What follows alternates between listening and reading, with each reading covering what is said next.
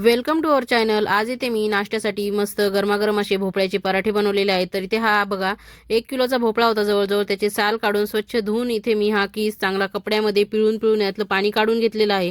त्यानंतर इथे 4 वाट्या कणिक, अर्धी वाटी डाळीचं पीठ, नंतर इथे धने पावडर, जिरे आणि ओवा असं घेतलेलं आहे। आणि त्यानंतर इथे बघा दुसऱ्या डिशमध्ये मी हळद, मीठ, लाल तिखट आणि आमचूर पावडर आणि चाट मसाला इथे घेतलेला आहे। आणि कोथिंबीर आज थोडीच होती म्हणून थोडीच इथे चिरून घेतलेली आहे। तर इथे बघा मिक्सरमध्ये मी थोड्याशा मिरच्या, लसण आणि अद्रक यांचं वाटण करून घेतलेलं आहे। तर सर्वात आधी आपण हे जे भोपळा किसून घेतलेला आहे त्यामध्ये सर्व हे कोरडे मसाले टाकून घेणार आहोत। धने, जिरे, ओवा टाकून घेणार आहोत। त्यानंतर इथे तिखट, हळद, मीठ आणि आमचूर पावडर आणि चाट मसाला टाकून घेणार आहे। नंतर इथे कोथिंबीर मी टाकून घेणार आहे यामध्ये। तर अशा पद्धतीने जर तुमच्याकडे कोथिंबीर नसेल तर तुम्ही यामध्ये मेथी चिरून टाकू शकतात, बारीक चिरून पालक देखील टाकू शकतात। त्यानंतर इथे मी डाळीचं पीठ टाकून घेतलेलं आहे आणि नंतर हे हिरव्या मिरचीचं वाटण यामध्ये टाकून घेणार आहे। तर रेसिपी एकदम साधी सोपीच आहे। तुमच्याकडे जर मुले, मोठे माणसं घरातले भोपळा खायला कंटाळा करत असतील तर त्यांना अशा पद्धतीने चविष्ट, खमंग असे हे भोपळ्याचे तुम्ही जर पराठे करून खाऊ घातले तर ते नक्कीच आवडीने हा भोपळा खातील। आणि अशा पद्धतीने बघा रेसिपी तुम्ही इतक्या सोप्या पद्धतीने ही करू शकतात। आणि माझ्या पद्धतीने जर तुम्हाला असे हे पराठे करायचे असले तर तुम्ही हा व्हिडिओ शेवटपर्यंत बघा, कुठेही स्किप करू नका। आणि आवडल्यास चॅनलला सबस्क्राईब करा, व्हिडिओला लाईक नक्की करा आणि इतरांना शेअर देखील करा। तर इथे बघा मी आधी थोडंच गव्हाचं पीठ यामध्ये टाकून घेतलेलं आहे आणि भोपळ्यातलं मी जेवढं होता होईल तेवढं पाणी पिळून काढून घेतलेलं आहे। तर तरी पण थोडंफार पाणी त्यामध्ये असेल तर त्या पाण्यामध्येच आपल्याला हा जे गव्हाचं पीठ यामध्ये टाकले ते चांगलं असं चुरून चुरून भिजून घ्यायचं आहे। तर इथे बघा चांगलं यामध्ये मळून घेतल्यावर बाकीचंही पीठ मी यामध्ये टाकून घेतलेलं आहे। तर तुम्ही जे भोपळ्याचं पाणी पिळून काढणार आहात ते सुद्धा बाजूला जर ठेवलं आणि ते त्या पाण्यामध्ये जर ही कणिक थोडीशी भिजवली तरी देखील चालेल। तर इथे बघा मी मिक्सरच्या भांड्यामध्ये थोडंसं पाणी टाकून, अगदी थोडं थोडं पाणी टाकून हे जे थोडंसं कोरडं पीठ राहिलेलं आहे ते भिजवून घेणार आहे। बऱ्यापैकी आपलं भोपळ्याच्या पाण्यामध्येच हे पीठ चांगलं भिजवलं गेलेलं आहे, पण अगदी थोडं पाण्याचा हात इथे आपल्याला लावायचा आहे। तर आता बघा इथे पूर्ण मी कणिक व्यवस्थित भिजवून घेतलेली आहे ही पराठ्याची। आणि त्यानंतर इथे थोडासा तेलाचा हात लावून पुन्हा एकदा एकजीव करून घेणार आहे।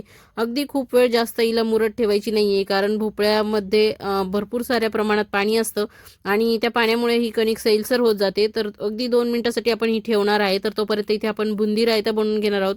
तर त्यासाठी इथे मी दही घेतलेलं आहे, त्यामध्ये चाट मसाला टाकून घेतला आहे, थोडंसं लाल तिखट टाकलेलं आहे। तुम्ही लागलं तर यामध्ये थोडी मिरे पावडर पण टाकू शकतात। त्यानंतर इथे मी चवीपुरतं मीठ टाकून घेतलेलं आहे आणि मीठ टाकल्यानंतर हे सर्व व्यवस्थित मी मिक्स करून घेणार आहे, कालवून घेणार आहे, एकजीव करणार आहे। तर अशा पद्धतीने मी हा इथे बुंदी रायता करणार आहे। तुम्ही यासोबत कोशिंबीर करू शकतात किंवा शेंगदाण्याची चटणी देखील करू शकतात। तर इथे बघा ही मार्केटचीच विकतची बुंदी मी आणली होती, तर त्यामध्ये हा रायता करून घेणार आहे।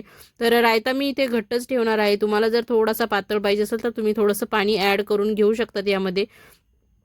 तर इथे बघा भिजवलेल्या गोळ्यापैकी थोडासा गोळा इथे घेतलेला आहे। बघा तेवढा रायता करेपर्यंतच पीठ थोडंसं सैलसर झालेलं आहे। तर तुम्ही रायता किंवा कोशिंबीर किंवा चटणी आधीच बनवून घ्या आणि नंतर हे लगेच भिजवल्यानंतर पराठे लाटायला घ्या। तर इथे बघा अगदी पोळीसारखीच इथे तेल लावून मी घडी घालून घेणार आहे आणि अशा पद्धतीने लाटून घेणार आहे। तर भोपळा आपण इथे थोडासा जाडसर किसून घेतलेला आहे, त्यामुळे त्याचे टोकं थोडेसे बाहेर येतातच। तर इथे मी थोडंसं पीठ जास्त लावती आहे, कारण माझं हे भिजवलेलं पीठ थोडं सैलसर झालेलं आहे। तर अशा पद्धतीने लाटून घेणार आहे। अगदी गोलाकार हे व्यवस्थित येणार नाहीत, कारण की थोडे थोडे भोपळ्याचे जे किसलेले म्हणजे कण आहेत ते थोडे थोडे बाहेर येतात, तर एकदम गोलाकार होणार नाही। जर तुम्हाला लाटून असेच भाजायचे असले तर भाजू शकतात, पण चांगले दिसण्यासाठी इथे मी एक झाकण घेणार आहे डब्याचं आणि त्याने छान असा गोलाकार याला देऊन घेणार आहे। तर तुम्ही असे सुद्धा लाटून डायरेक्ट भाजून खायला देऊ शकतात किंवा मग तुम्हाला जर दिसायला चांगले पाहिजे असतील आणि छान डोळ्याला दिसले पाहिजे तर तुम्ही झाकणाने याला व्यवस्थित कट करून घ्या, म्हणजे व्यवस्थित एकसारखे सर्व पराठे आपले तयार होतील। तर अशा पद्धतीने बघा मी डब्याचं एक झाकण घेतलेलं आहे आणि त्याने इथे हा पराठा कट करून घेणार आहे। आणि हे जे साईडचं जे थोडंसं आबडधोबड वाकडं तिकडं जे आलेलं आहे ते सगळं पार्ट मी काढून घेणार आहे। तर अशा पद्धतीने मस्त हे भोपळ्याचे पराठे आपले इथे रेडी झालेले आहेत। तर भोपळा हा आपल्या हृदयासाठी खूप म्हणजे उपयोगी असा आहे आणि गुणकारक असा आहे, त्यामुळे बरेच जण रोज भोपळ्याचा ज्यूस वगैरे पितात सकाळी। पण तुम्हाला जर ज्यूस वगैरे आवडत नसतील तर अशा पद्धतीने तुम्ही भोपळ्याचं म्हणजे पराठे करून खाऊ शकतात. त्याचबरोबर तुम्ही भोपळ्याच्या वड्या देखील करू शकतात, जशा आपण आळू वड्या करतो तशा किंवा कोथिंबीर वड्या करतो तशा. तर भोपळ्याचे खूप सारे प्रकार आहेत जे की तुम्ही करून तुमच्या घरच्यांना खाऊ घालू शकतात आणि वेगवेगळ्या प्रकारे भोपळा त्यांच्या पोटामध्ये तुम्ही असा इझिली म्हणजे त्यांना खाऊ घातलेलं कळणार देखील नाही, अशा पद्धतीने तुम्ही त्यांना खाऊ घालू शकता. तर खूप मस्त हे पराठे तयार होतात, एकदम चवीला मस्त तयार होतात आणि डाळीचं पीठ आपण यामध्ये घातल्यामुळे खूप खुसखुशीत असे हे तयार होतात. तर दोन्हीकडे तेल किंवा तूप लावून तुम्ही आलटीपलटी करून व्यवस्थित याला खरपूस असं भाजून घ्या. खूप जास्त जाळायचे पण नाही आहेत, अगदी छान खरपूस असे तेल किंवा तूप लावून चांगले भाजून घ्यायचे. तर इथे बघा रंग किती मस्त आलेला आहे आणि पराठा किती छान दिसतो आहे. तर तुम्ही देखील माझ्याच पद्धतीने असे पराठे नक्की ट्राय करून बघा आणि जर याच्या आधी तुम्ही असे पराठे बनवलेले असतील तर ते देखील माझ्यासोबत तुम्ही शेअर करा. तर इथे बघा दुसरा देखील पराठा मी तुम्हाला भाजून दाखवत आहे. तर तो देखील आलटीपलटी करून चांगला तेल तूप लावून खरपूस असा भाजून घेणार आहे. तर अशा पद्धतीने पराठे भाजत असतानाच मुलांनी तर लगेच ताट घेऊन जेवायला सुरुवात पण केली होती. तर मी इथे त्यांना गरमागरम असे पराठे मस्त सर्व केलेले आहेत आणि मुलांना कळलं देखील नाही की ते भोपळ्याचे आहेत आणि त्यांनी एकच्या जागेवरती 2-3 असे मस्त त्यावरती ताव मारलेला आहे. तुमच्या घरी देखील अशीच परिस्थिती होऊ शकते की भोपळा हा त्यात टाकलेला कळणार देखील नाही आणि एकच्या ऐवजी 2-3 पराठे खाल्ले तरी समजणार देखील नाही. तर इथे बघा सर्व हे पराठे इथे तयार झालेले आहेत. तर त्यासोबत हा रायता तुम्हाला म्हटलं तसं मुलांनी खाल्ला आहे, त्यामुळे थोडासा कटोऱ्यातला कमी झालेला आहे. तर तुम्ही देखील अशा पद्धतीने बनवा आणि हा गुणकारक असा भोपळा सर्वांना खाऊ घाला. तर इथे बघा मी प्लेट सर्व करून घेणार आहे.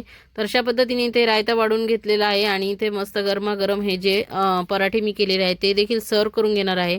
तर मस्त तुम्ही देखील ही रेसिपी ट्राय करा आणि माझी जर रेसिपी तुम्हाला आवडली असेल तर नक्कीच मला कमेंट करून सांगा आणि तुम्ही देखील करून खा, प्या, मजा करा. थँक्यू.